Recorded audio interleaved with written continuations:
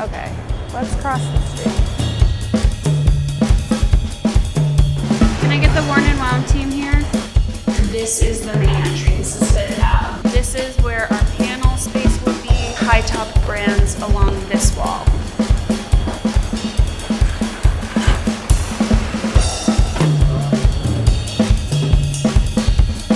But I'm gonna need you to do some table risers. Rose in the Bush is gonna be last. This is the Shinola room. This room will feel a lot like last year. Fingers crossed. Okay, this whole room is getting wrapped in vinyl freight. Okay. Yeah, it all happens today. It's crazy. I know, it always is like this. Brand storage in here. Studio Underdog is right here. Teo, you're with Boris. Okay. You have 12 minutes to chill. Power hour at 2 o'clock.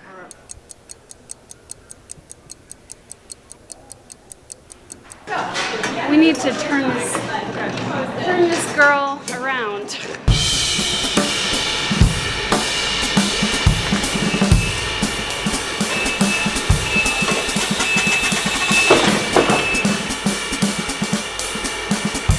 It's on pose.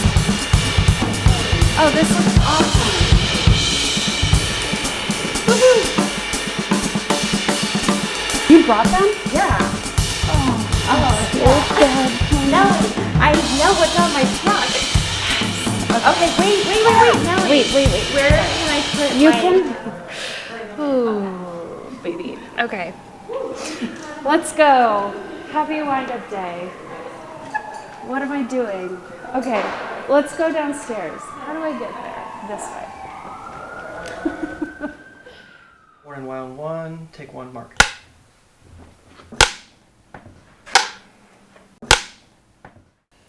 My name is Nellie Calhoun. I have been with Worn and Wound just shy of 4 years. My name is James Helms. I'm one of the founders of Worn and Wound, and I'm the chief commercial officer. My name is Blake Mallon. I'm one of the co-founders and the CEO. Zach Weiss, co-founder, chief creative officer at Worn and Wound.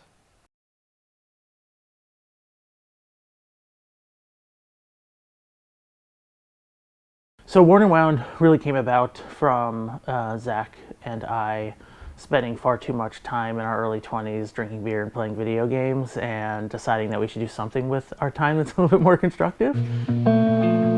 I was looking for a watch. I had a few $100 and he was the watch guy I knew. But there was really nowhere to go to learn about watches in the price range that we could afford. Our whole sort of remit with Worn and Wound was to get our hands on the watches we wanted and kind of tell their stories and present them in a way online that felt like you had them in your hand. Excessive amounts of photos, excessive amounts of writing and opinion. Yeah, that's really how Worn and Wound started. Hi, this is Zach with Worn and Wound. Today I have with me a Christopher Ward C9 Harrison Jumping Hour watch. This is a relatively new watch by the brand, and it is a very unique one at that. My dad collected watches, so he got me interested in watches at a young age, and I appreciated what a mechanical watch was. Genuinely, the notion of somebody ever lending us a watch to review was the goal. I would say, wouldn't it be cool if somebody would lend us a watch? And eventually that happened, and snowballs from there, let's say.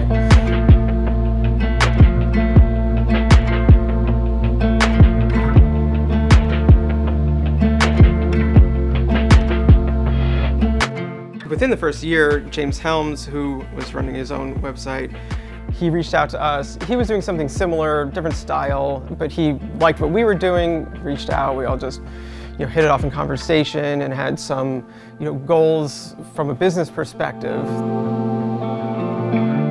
I started to reach out to brands like Christopher Ward and Vermont and others, and asked if I could just borrow watches. And there really wasn't a lot of people doing that at the time. I made a website, and for a couple months, it just kind of did its thing, and it wasn't really big or anything, but I just kind of reached out and I said, hey guys, I got all these watches, I've got all these people that, I could do reviews with. Can I just write for you? And they said, sure. So I started writing for them rather than keeping my own website. I was a product manager making products in lighting and irrigation, and they said, hey, we want to start making products. And they said, we know you do that. Could you help us? And I said, well, that's something I've always wanted to do. I've always wanted to make watch accessories. Warner One wasn't a business, it was a blog. It probably should have been a business, but we didn't even think of it as a business at that point, you know? And so we established the business with a really modest amount of savings from each of us, like a couple grand each. Only money that was ever put into the company properly. And we started to make straps from there. We had gone all the way through 2015. We were still working our jobs. We were selling a lot of straps. It was a nice side business. And then Blake and Zach called me up one day and said, we want to do a fair. He had a great idea. He wanted to invite brands. He wanted to do it in Soho. And I kind of looked at him like they were crazy. I was like, this is a terrible idea. Trade shows there's entire separate departments and companies for them. How are us three gonna do this? So the idea for Windup really came from Zach and I going to these sort of like pop-up events. It really brought together really interesting sort of like menswear and gear brands and things like that, and presented them in this very sort of approachable, down-to-earth, interesting way. You know, we were at this point being invited to and going to events in the watch industry that we never really felt comfortable at. Just like, yeah, really not of our style. And then we would be going to these pop-up events and being like, this is exactly what the watch industry needs. It's the kind of event that we could invite our friends to and they wouldn't feel weird, let alone us.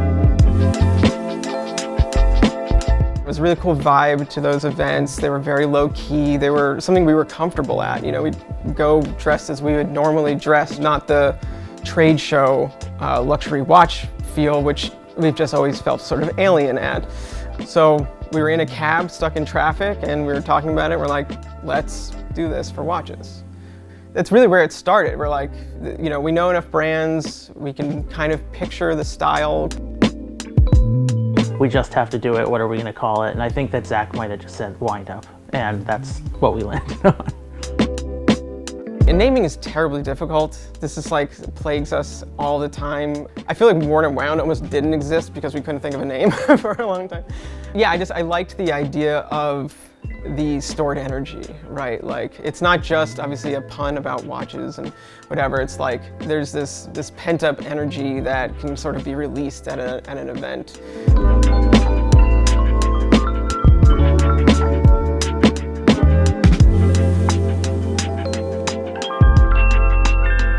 We were really excited. We rented the space in Soho. It was like this real kind of accomplishment for us that we were able to rent a storefront in like the coolest neighborhood for shopping in New York. We were so excited to be in there, and about a month before the show opened, we saw that the entire front sidewalk of the building had been torn up.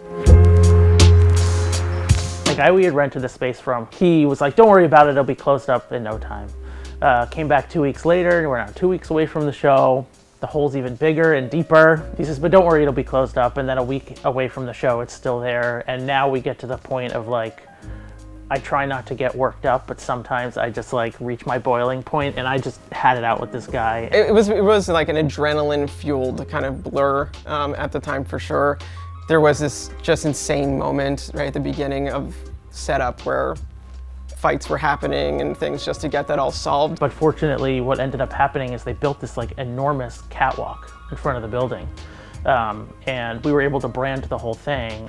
Ultimately, it became kind of this spectacle in front of the show. You kind of saw the building, you're like, oh, what's going on there? It ended up kind of being a positive. It made it feel like really impactful in front of the building. I remember when we were about to open, I guess that was back in 2015, I was terrified. I didn't even set it up. I mean, Blake and Zach did all the work, and I was just there to help sell products. And I just remember there was a line out the door, and I was like, people are actually gonna come in. So it was scary, and I don't think it ever got less scary. It's always been scary, but I was wrong. I was really wrong, and it's been bigger and bigger ever since then. So. To start the event, there was a line at the door, and then as the show went on throughout that first hour, the next second hour, it just kept getting busier, and you kind of put all this energy into this thing. You have no idea like how it's going to pan out. You have no idea if it's going to work. And then what's unique about doing sort of like a physical in-person thing is you find out immediately if it's gonna work, you know? There's like very tangible, real evidence of it working. And it was just like part relief and part just like a sense of accomplishment that I don't think that I had personally felt before.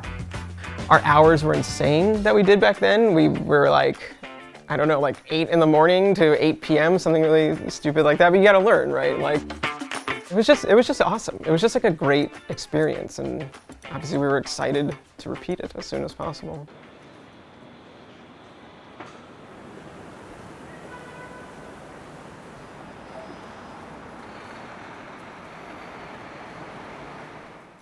All right, everybody, I want to get your attention, make sure we're all on the same page. If you aren't doing something at a current moment, talk to Kyle, Nellie, Myra, or myself, and we'll have something for you to do.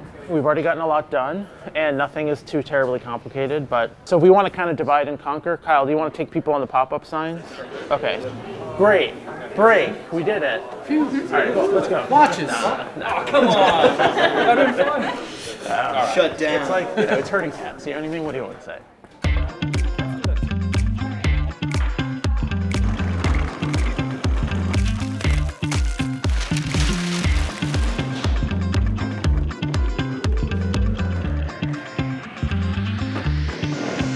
Hello. Nice to meet you. Thank you for coming. Kyle? Yeah, I'll be helping out on Saturday. Thank you. Thank you. You're welcome. Hey, how's it going? Pretty wonky.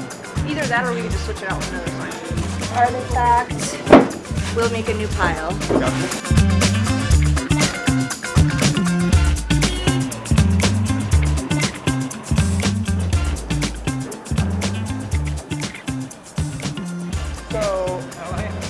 Olivia gave us the rundown of like, so we have the cards, they all have the numbers on them and all that stuff.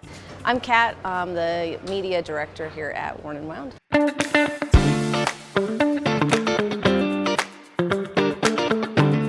I'm blessed to have an incredible team now at Worn & Wound, where we have videographers on site. We also have creators that are coming in to help us create content, which allows us just to give the fair the spotlight that it needs.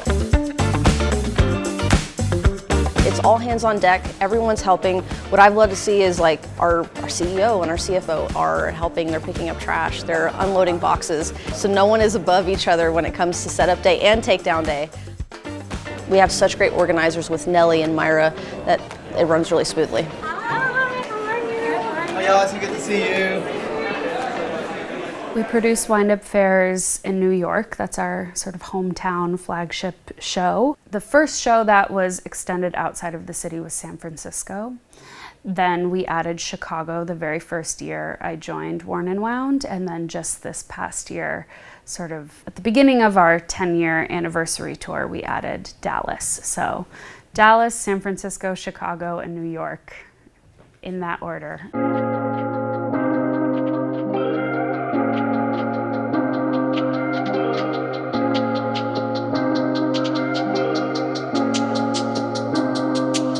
You know, once the fair, certainly once it had had its second year, but really even after the first one, we started getting a lot of feedback from readers and followers on social media that, you know, hey, come to this city, and we still do. So that was really what pushed us to grow. Every single show we've done that's been outside of New York, there's been a little resistance, and then the show has happened, and people have been fighting to get on the list since. So the logical next place to go would be the West Coast. We chose San Francisco because of the fact that it was more of a walkable city, and we just kind of, at that point, still felt like we needed foot traffic. Like Worn & Wound, though growing, wasn't quite the scale of awareness that we are now, so having like it be a destination place wasn't quite in the cards. It was a harder sell, because people were like, oh, San Francisco, do people even collect watches out there? We're like, yeah, we think they do.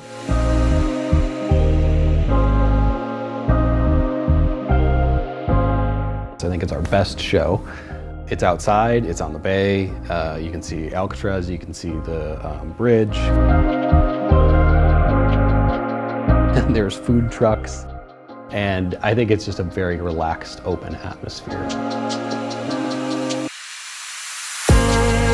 For a little while, every single venue we went to was the new biggest show. So San Francisco on the first floor of this building was the biggest, and then Chicago, which was the next logical city for us to go to. Chicago's always been like a huge readership for Worn and Wound.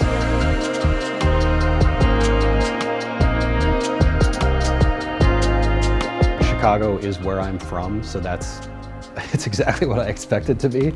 You know, everybody's happy to be there, and they're looking for a deal, and they're looking for a new watch that they haven't seen before. But you know, there's not a whole lot of watch shows in Chicago or anything like that. So those people are really happy when it comes to their city, and they'll drive a long way. It felt like a great opportunity to just kind of say we span the whole country, you know, for whatever that's worth. The decision to go to Dallas was one that was made fairly recently. 2025 was our first year in Dallas. There's always been the desire to do more shows, but you know, within the limits of, you know, kind of what can we pull off. You know, at this point have multiple employees working in partnerships and specifically on events. You know, years ago there was nobody. So, you know, we've had to grow just to fill the demand now. So filling it, putting in a fourth show became plausible.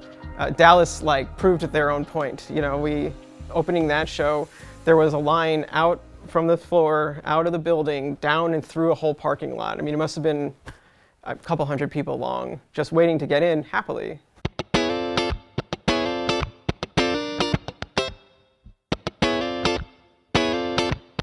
Dallas brought in families. We had parents and children, and everyone is there kind of experiencing watches together more than any of our other fairs.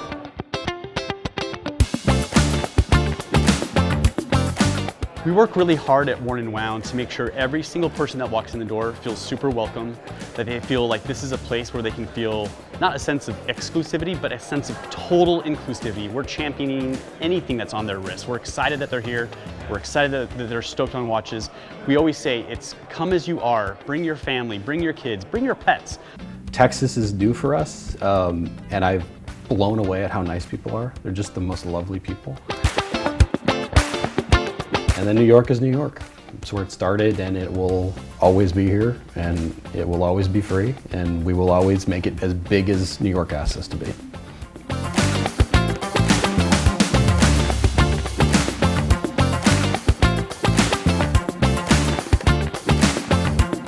We don't have investors, so for us to make the decision to scale and move to something bigger and more expensive, we really had to make sure the demand was there. I think one of the main pieces of feedback we get is thank you so much for being here. We're so happy that the event is coming here, because really outside of New York, there really aren't cities where there's super consistent watch events taking place. I was just thinking back to my very first wind-up that I ever produced, which was San Francisco 2022. And we were at a new venue, and there were 40 brands, and I was like, how am I gonna get through this weekend? 40 whole brands.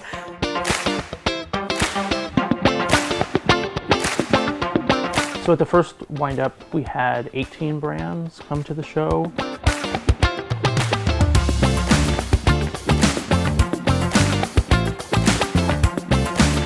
This year we knew we wanted to make Windup bigger and better than last year, so we went ahead and we expanded to Chelsea Market, where we were able to increase capacity from 18 brands to 30.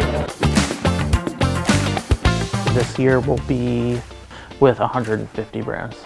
Last year I remember doors opened and I walked out and just walked fully across Fifth Avenue and just sort of bent over, and the tears came, just the relief of having it done. I'm not going to cry this year. It was just the release of it's done. It's open, and we're ready. We're ready for people to come see our work.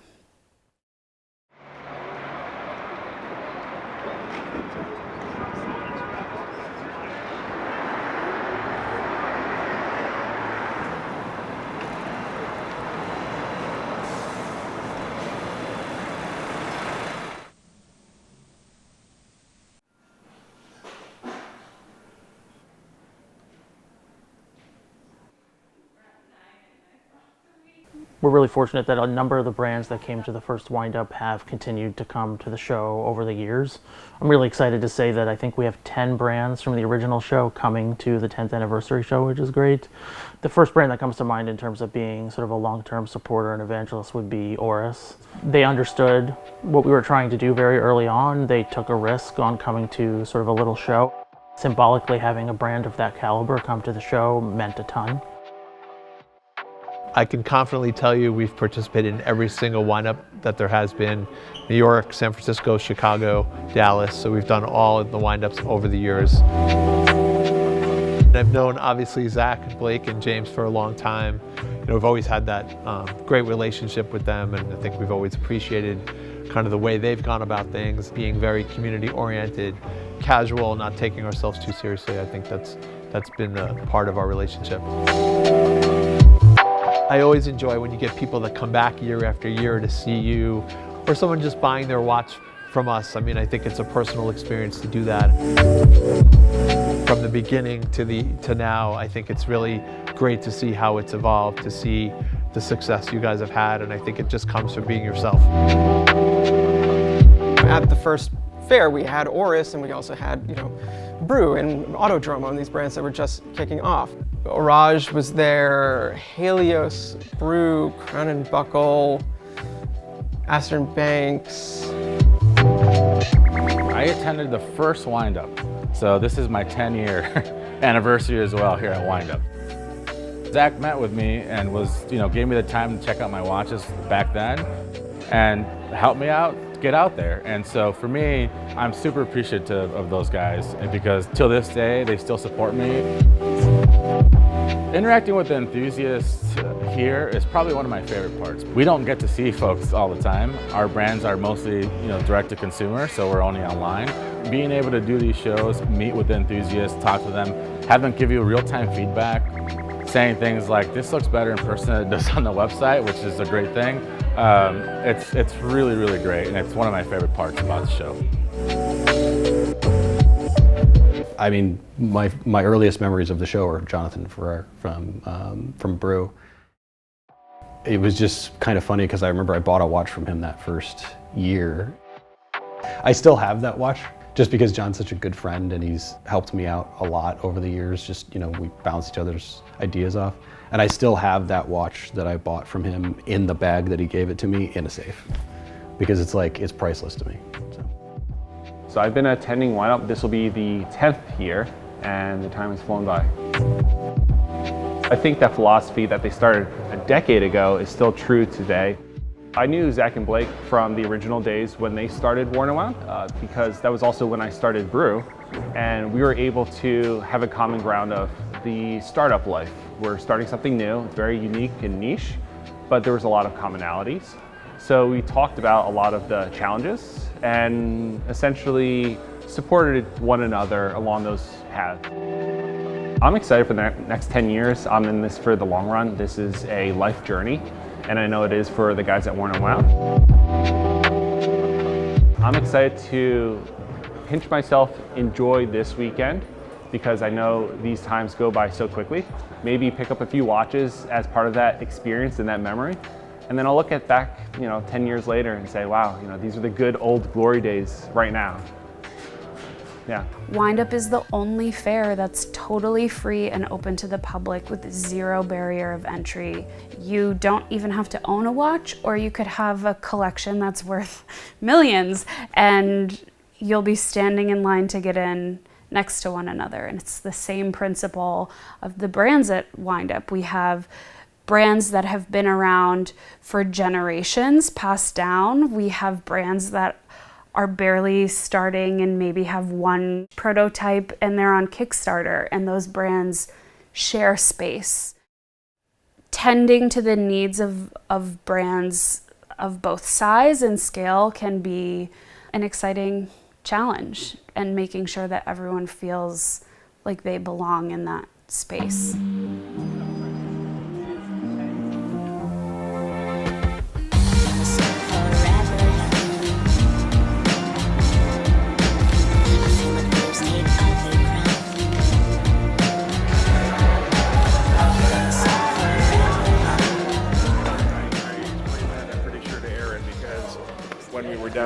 I'll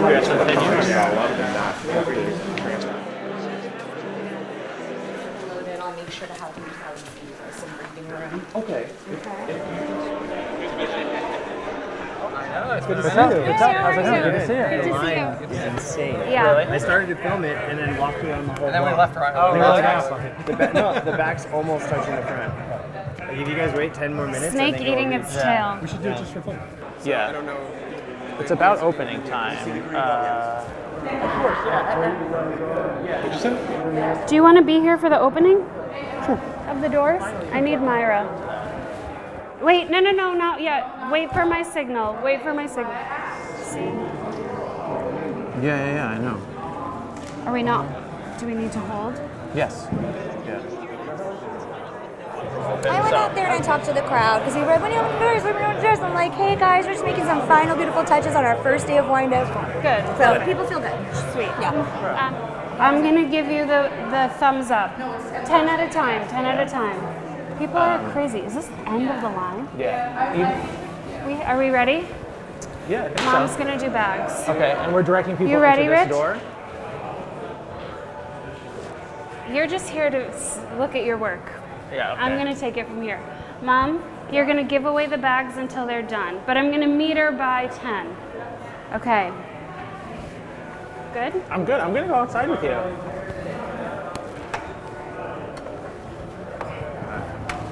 All right, you ready? Thank you all for your superior patience. We're going to take the first 10 people in. So you're number 1, head on in, grab a bag. Number 2, 3, head on in, grab a bag. 4, 5, head on in, grab a bag. 6, 7.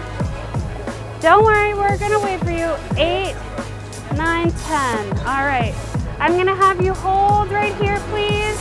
Go ahead on in. Go ahead on in. You guys can head in. You can step You guys past can this head in. doorway.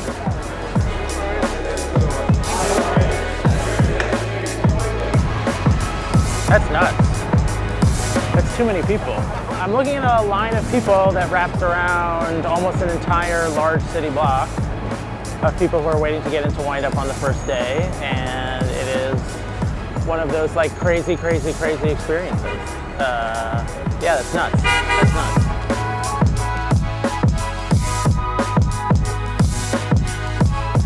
12, 13, 14, 15, 4, 5, 6, 7, 8, 9, 10, 11, 12. What I see in us sort of doing Windup for 10 years and what I hope people see when they go to the event is this community is here to stay. This community is growing. It's as strong, if not stronger, than it's ever been. I always remember when I have conversations with people who have never been to an event before, and they come up and share that experience of being to one for the first time, and often something that I hear over and over again is, I never felt comfortable going to another watch event, either because, you know, I don't like sort of culturally fit in with those other events, or I didn't think my watches were nice enough. I've heard that many times. And like, I hate hearing that because that sucks. And like, you shouldn't feel like you can't go be a part of, you know, a hobby. But it's also great to hear because now they have, you know, they have a home at Windup. You know, price point can definitely be a barrier to like literally what one can purchase, but it's not like a barrier to what one can appreciate. You know, there are people who come to Windup who, you know, will not be buying a $100,000 watch. I'm not gonna, personally, I'm never buying a $100,000 watch either. I love to see them because I love watches. And we've been trying to encourage, you know, some watch brands that are higher end to also become a part of Windup, because I think they're missing out on potentially meeting a future customer, but also like missing out on that really genuine enthusiasm that is separate from price point. It's just pure love of horology. You know, emotionally, it's not insignificant. You know, it's just shocking whenever you like hit a 10-year mark. You're just like, oh my God, 10 years went by really, really fast, and that's scary. You know, hitting that 10-year mark and looking back to the first one, we're just very proud of the road that Windup has taken. You know. People are not getting sick of watches. I hope people just have a good time. You know, it might sound silly, but it's like, maybe you leave with a watch, maybe you don't. It's not really about that, I think. You should leave the fair excited to be into watches, excited to come back next year, ideally. and just, you know, have experienced joy. Ultimately, this hobby of ours is about like having fun and experiencing joy, and sometimes you really need that in this world, so I hope people just have fun, have a good time.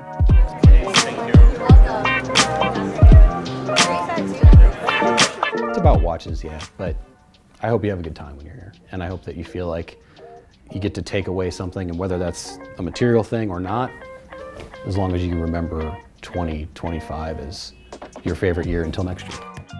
It was started by 3 guys who wanted to find a place to learn more about watches that felt accessible to them in their stage of life.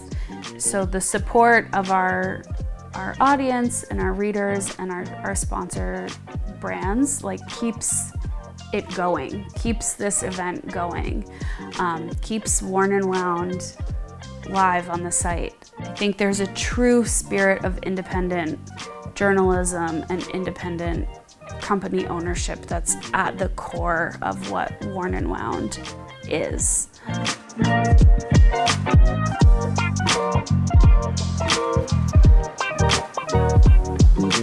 You know, I think when we started it 10 years ago, we always had some sort of idea of where we wanted to go with it, but I don't think we ever could have kind of imagined this. And once we started gaining some momentum and we realized it could become something bigger, we definitely like had an appreciation that we did not have the tools to ourselves to make that happen. So it's really only because of you guys that we were able to get to this point. So if you'll indulge me, I'll do a little bit of reading. So 10 years ago, in a cab stuck in traffic somewhere in Manhattan, the decision was made to put together a watch fair for like-minded brands and watch collectors. Not a stuffy event, but rather one where all are welcome. An event where small, young brands can be in the same room as long-established brands on equal footing. An event that is free and open to the public, an event called the Windup Watch Fair. On October 23rd, 2015, we opened the doors to a pleasant surprise. There was a line around the block. In the years since, we've expanded and refined Windup Watch Fair to many times over. First, we added San Francisco, Chicago, and most recently Dallas. Each show grew a little in size, but also in stature. Windup went from a simple fair to a cultural rallying point for watch enthusiasts. Welcome to the Windup Watch Fair in New York City. But more importantly, it marks 10 years of bringing everyone together in one space, not just to celebrate these time-telling devices we all enjoy so much, but our ever-growing community. There isn't enough space in this booklet to thank everyone who has played a role in making Windup what it is today. To the Worn and Wound team, your creativity, dedication, and hard work are the engine behind Windup. Fair attendees only get to see the final product, but we, Zach, James, and I, see the countless hours that go into every detail. Through late nights, early mornings, last-minute fire drills, you bring the fair to life and somehow make it look effortless. Here's to the next 10 years.